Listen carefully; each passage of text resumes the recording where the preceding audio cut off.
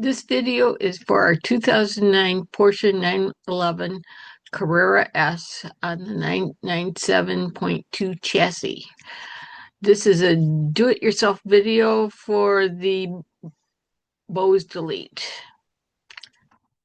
This only applies to Porsches with the Bose emblem on the doors. The problem, our Porsche is equipped with a Bose sound system. The music sounds muffled and is unpleasant to listen to. There are no highs, no lows. This seems to be a common problem. Everybody talks about it. Was it always this way, or did something fail? We don't know. It's been this way since we've owned it, but we're not the first owners. So where does the problem lie? Is it a bad head unit, bad amplifier, bad speakers, damaged optical cable? We have no idea. The Bluetooth connection is not solid. Sometimes it connects, sometimes it doesn't, sometimes it loses and restarts. The microphone is not working well with the phone, and we really need a backup camera. I can't see anything out of the back of my mirrors. So I wanted a backup camera. You really can't see the lines here, but this is a great little backup camera. And we'd really like to have HD radio. We want HD radio capability, and HD tuner is an expensive feature, adds about $200 to the cost of a head unit. But we like to listen to music on broadcast radio. HD1 sounds better than the standard analog version of any channel, and HD2 and HD3 offer additional content. To find out more, visit hdradio.com. We also want wireless CarPlay for navigation. Our plan to improve the sound system is add an aftermarket head unit with HD radio and wireless CarPlay. Bypass the Bose amp and add direct wired speakers without any amplifier at all. Replace the large door speakers and the back seat side speakers and add a backup camera. Our own DIY resume started back in the 60s. We started adding an 8-track tape deck to a 1969 GTO back in 1969. We replaced our head units to move from 8-track tapes to cassettes, from cassettes to CDs. The last thing we did was replace a single DIN head unit to add Bluetooth for hands-free phone so we could comply with the local laws. And we have removed the door panels to do all sorts of repairs and replace speakers before. We have never replaced a radio that was so integrated with the vehicle. We have never done a camera before. YouTube, here we come.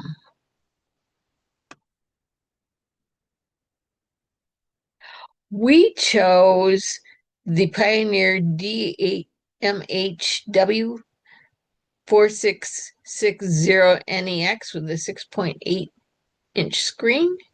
It had all the features we were looking for. We also needed a European antenna adapter. You always do this with German cars.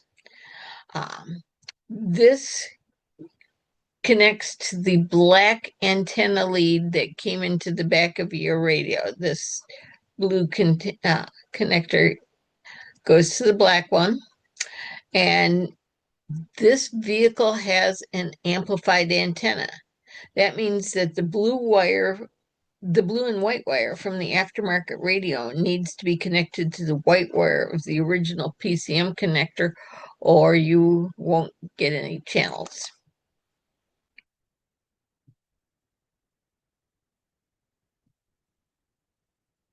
If you have steering wheel controls, you also need to get an adapter. This one would work. It would fit your Porsche, but make sure that the head unit you buy will comply if you have these steering wheel controls. Okay, you're going to need a trim kit that matches your Porsche. We chose the Metro Dash kit.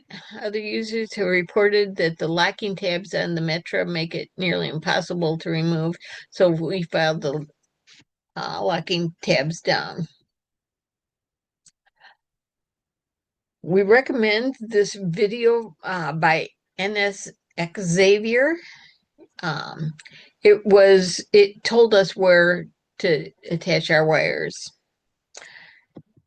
And basically, you've got ground to brown, blue and white to white, the yellow constant power to the red and green on the wiring on the radio harness. You've got the red to the orange. The switch power goes to the orange on the harness behind the radio enclosure. The orange and white one goes to the gray one behind the wiring harness. The violet and white, the reverse indicator goes to the red from the camera input, and the light green goes to the power side of the parking brake, and the pink is the vehicle speed sensor, and it goes to the VSS cable. We couldn't find trustworthy information on the VSS connection. We left it unconnected and get a warning message when we start the car. Some brands require this connection or they will not allow wireless CarPlay. When we could not get wireless CarPlay to work at first, we thought this was a VSS problem. But the problem was we had not connected the GPS antenna when we made our first Bluetooth connection when we were testing. The way to fix that is to forget the radio and reconnect, and then it was just fine. This head unit has a 4-speaker setup where you use the white wires to the left front, the gray to the right front, the green to the left rear, and the violet or purple to the right rear. It also supports a 3-speaker setup. For speakers, we chose these 6.5-inch TSD65F. These speakers produce clear, loud sound at low power without any distortion. We also picked up a pair of 3.5-inch two-way car speakers, and you may have noticed that neither of these fit our Porsche. We replaced our 8-inch woofer with a 6.5-inch two-way speaker, so we needed a size adapter. Adapter kits were expensive, so we made our own out of 1/4-inch medium density fiberboard.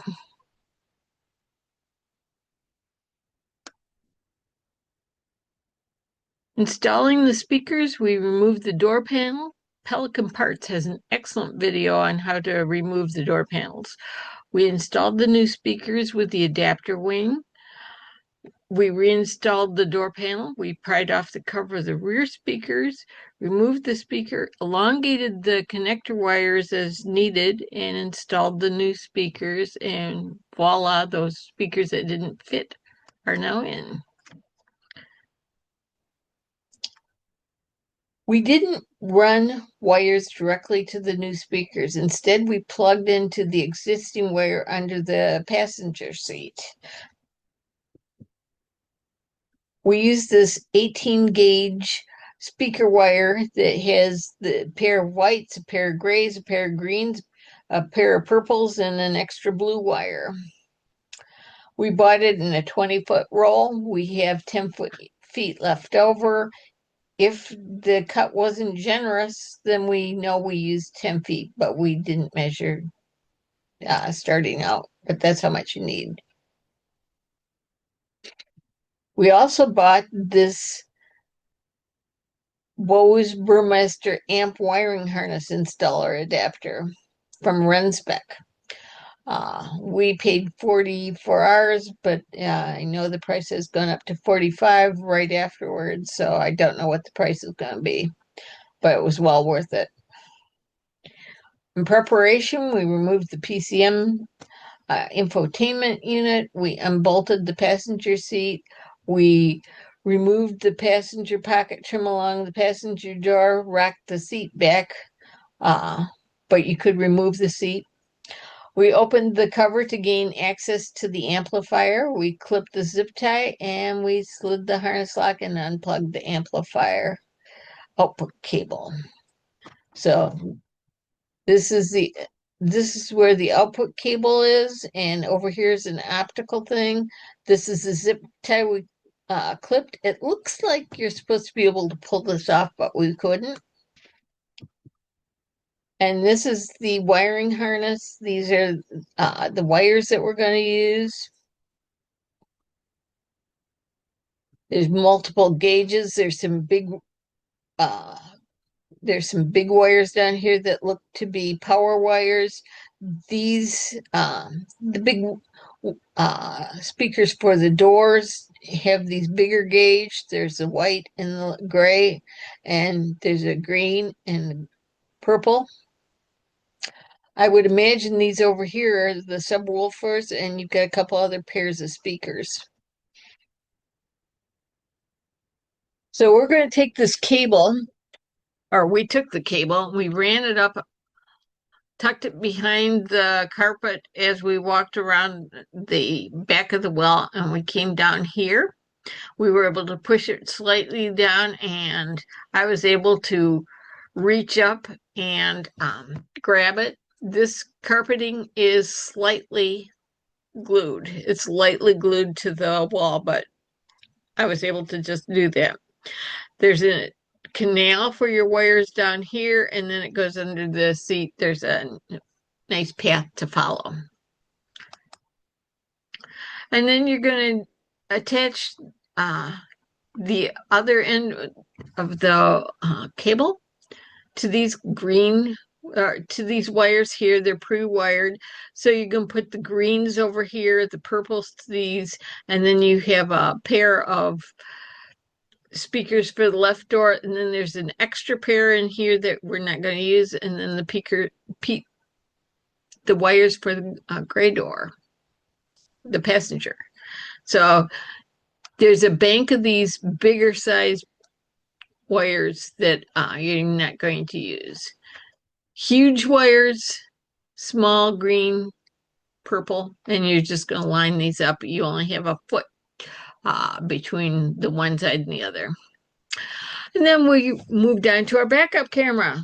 The screen on our aftermarket head unit was 800 by 400. We chose a 720p camera with a 170-degree viewing angle. We recommend that you buy a quality camera since you really don't want to do this again for a camera failure. When choosing the headlight unit, look for one that supports a second camera in case you may want to have a front-facing camera to aid with parking at a later date. Chris from Crutchfield has an excellent video about the various ways to wire backup cameras. This is really a much watch for first-time camera buyers. This is the way we ran the AV wire in our 2009 Carrera S Coupe. Warning, convertibles are different. With the passenger side taillight removed, pull the accordion sleeve away from the back of the light housing. We are going to drill a small hole in the rubber grommet in the Porsche's firewall and push the end of the long AV cord that came with the camera through the rubber grommet. Have your assistant watch from the engine compartment to make sure your drill avoids the main wiring harness. You certainly don't want that complication. So we got this really long bit, and we drilled from the small hole here. There's a small hole, and you're going to drill a hole through this 1.5-inch grommet. If you go too far, you're going to hit some sort of insulation in here, and you don't want to do that because it gummies up and it's going to want to pull out your thing. There's a gap that's maybe 4 inches wide here.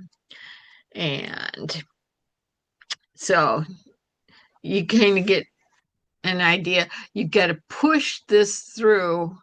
Yeah, this grommet is really gives a lot of resistance to pushing it through, but you got to push this through to this area over here.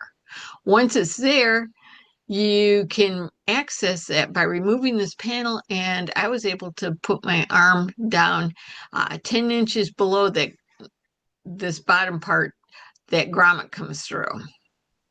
So you're going to put your hand down and reach in and pull the wire up. Okay. Once you bring this up behind the radio, this plugs in, and this needs to go to the pink wire. This is called the camera convenience wire method. So we're using this. You're going to connect these two and connect them to the reverse backup light, which was a blue and black wire on our car. You're going to want to strip these and twist them together and then actually connect them to that a stripped portion of that blue and black wire, because wiretaps didn't work because these things are so thin. Okay, so we spent, if you were going to keep the Bose amplifier, you would have needed a $259 media-oriented system transport, which would handle a bunch of stuff. Instead of purchasing the most, we went for adding $260 for 4 new speakers and a speaker wire and a connector. If we had steering wheel controls, this would have been about $80 more than using the original Bose system, and to use it would have been well worth it. So what we ended up with was great results. We have a backup camera that works. We have HD radio. We have a solid Bluetooth connection. The microphone that works. We have a wireless CarPlay for navigation. We have enhanced MP3 playback, which we didn't know was going to happen. And we have eyes-free Siri, something else we didn't know anything about. We spent about $920 for everything, including the extra long bit, but we had the rest of the tools. We researched for months. We worked for days. We've got blood on the carpet, and we worried for nothing. It really was a great project.